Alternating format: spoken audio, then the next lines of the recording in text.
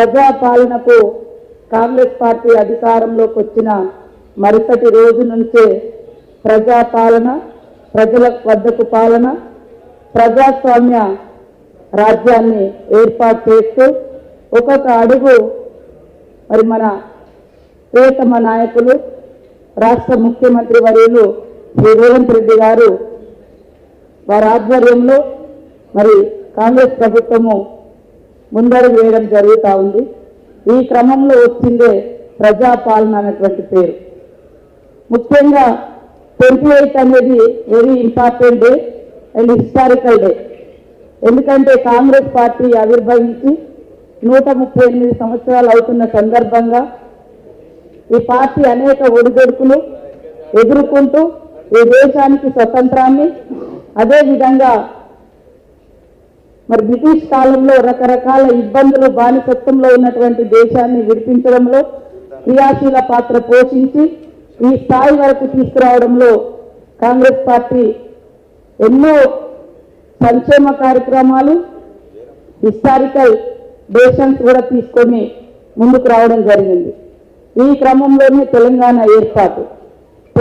ఏర్పడ్డ తర్వాత 10 సంవత్సరాలకు కాంగ్రెస్ పార్టీకి ప్రజలందరూ, తెలంగాణ ప్రజలు పట్టం కట్టినందుకు తెలంగాణ ప్రాంత ప్రజలందరికీ, మరి తెలంగాణ ప్రజల యొక్క భావాన్ని ఎప్పటికప్పుడు విస్తృతంగా ప్రచారం చేస్తున్నటువంటి మీడియా, ప్రింట్, ఎలక్ట్రానిక్ మీడియా సోదరులకు అందరికీ కూడా తెలంగాణ తీసుకురావడంలో క్రియాశీలక పాత్ర పోషించినందుకు ధన్యవాదాలు తెలియజేస్తా ఉన్నాను.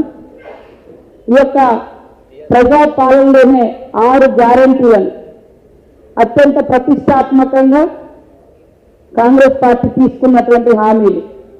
మేము అధికారంలోకి వచ్చి మంత్రులుగా 7వ తారీఖు నాడు ప్రమాణ స్వీకారం చేసినాం.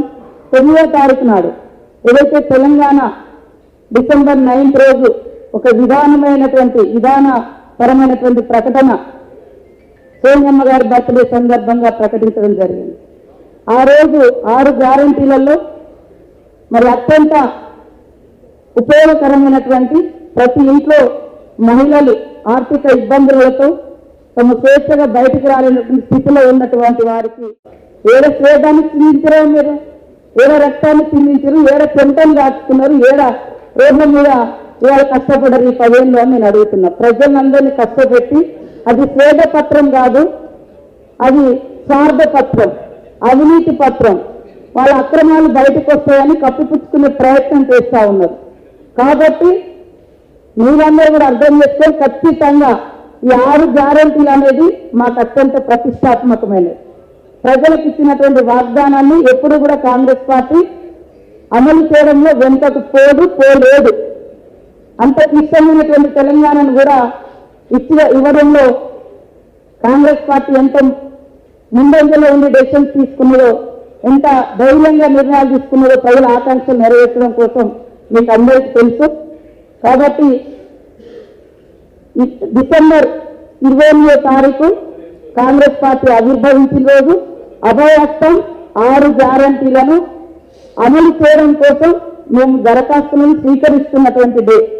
కాబట్టి ఈ యొక్క కార్యక్రమాన్ని అత్యంత ప్రతిష్టాత్మకంగా అధికారులు కూడా తీసుకొని ప్రతి ఒక్క దరఖాస్తుదారుని యొక్క దరఖాస్తును భద్రపరిచి మరి కావలసినటువంటి డాటా అంతా కూడా సేవ్ చేసుకొని అర్హులను సెలక్షన్ చేసుకున్నటువంటి అవకాశం కూడా వారు పెట్టుకున్నటువంటి దరఖాస్తుల ద్వారానే ఉంటుంది. కాబట్టి జిల్లా యంత్రాంగం కానీ, మండల యంత్రాంగం కానీ అందరూ కష్టపడి పనిచేయాలని, అదేవిధంగా మరి ప్రసార మాధ్యమాలు కూడా ఈ యొక్క 6 గ్యారంటీల స్కీమ్స్ కోసం ప్రజలకు 28 నుంచి జనవరి 6వ తారీఖు వరకు ఈ గడువును కూడా మీరు ప్రచారం చేసి ప్రజలందరూ, అర్హులందరూ కూడా ఈ యొక్క దరఖాస్తు చేసుకునే విధంగా సహకరించాలని కోరుకుంటూ, మరి ప్రతి ఒక్క మండలంలో అధికారులు 2 యూనిట్లుగా 3 యూనిట్లుగా ఏర్పడి 9 రోజులు ఈ దరఖాస్తుల స్వీకరణ జరుగుతుంది.